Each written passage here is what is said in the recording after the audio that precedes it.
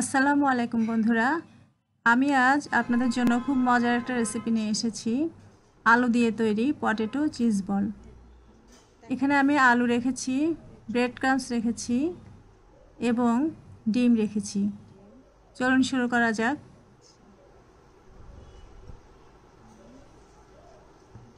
প্রথমে আমি ডিমটা খুব ভালো করে ফেটে নিব। আপনারা চাইলে এই কাজটা কাঁটা চামচ দিয়েও করতে পারেন।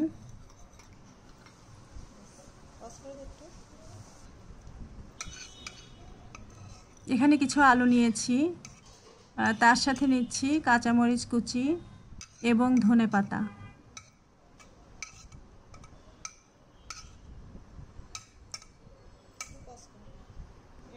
দিয়ে দিলাম ধনেপাতা এবং কাঁচামরিচ। এবার দিচ্ছি কিছু গোলমরিচের গুঁড়ো,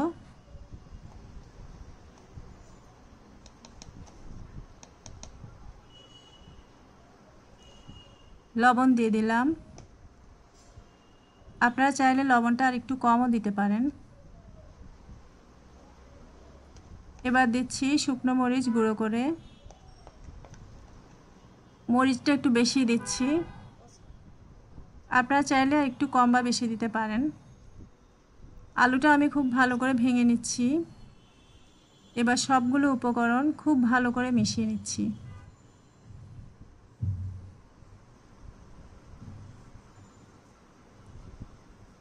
এবার আমি বলের আকারে এগুলো বানিয়ে নিচ্ছি।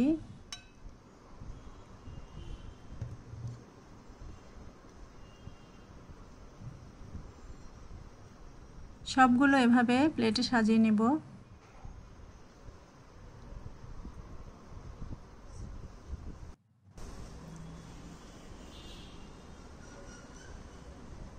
বলটাকে চ্যাপ্টা করে আমি এখানে চিজ দিয়ে দিব। এখানে আমি স্লাইস করা চিজ ভেঙে রেখেছি, অল্প অল্প করে ভেতরে দিয়ে দিব মাঝ বরাবর। এই চিজগুলো কিন্তু আপনারা যে কোনো সুপার শপে পেয়ে যাবেন, তবে আপনারা চাইলে মোজারেলা চিজ ইউজ করতে পারেন। এখানে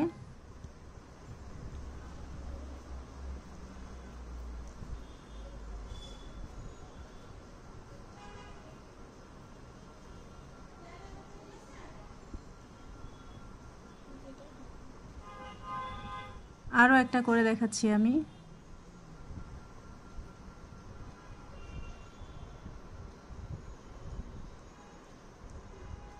চিজটা কিন্তু মাঝ বরাবর দিতে হবে। এগুলো আমি ডিমে ডুবিয়ে নিচ্ছি ভালো করে।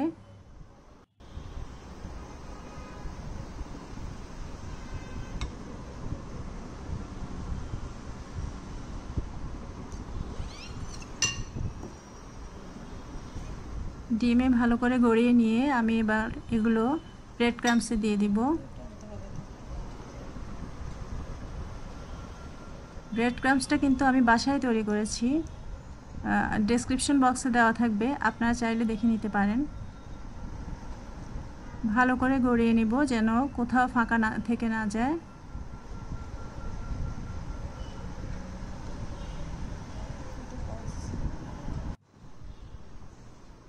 তৈরি হয়ে গেল।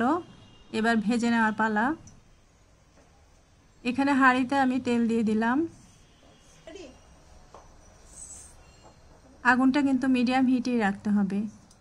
আপনারা দেখতে পাচ্ছেন তেল গরম হয়ে গেছে। আমি একটা একটা করে চিজ বল দিয়ে দিচ্ছি। এটা 1 মিনিটের বেশি সময় লাগবে না, হালকা করে ভেজে নিলেই হবে, কারণ ভেতরের আলুটা কিন্তু সেদ্ধ করাই আছে।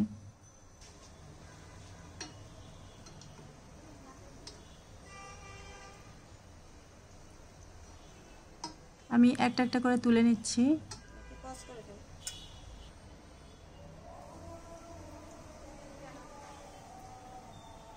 এটা কিন্তু ডুবো তেলেই ভাজতে হবে। ভাজা হয়ে গেছে, আমি একটা কেটে দেখাচ্ছি। আপনারা দেখতে পাচ্ছেন ভেতরের চিজটা কিন্তু গলে গেছে আর দেখতে অনেক সুন্দর হয়েছে। এটা কিন্তু আপনারা যে কেউ বাসায় খুব সহজেই বানাতে পারেন। খুবই টেস্টি এবং হেলদি, আর রেসিপিটা খুবই সহজ। নিশ্চয়ই ট্রাই করবেন বাসায়।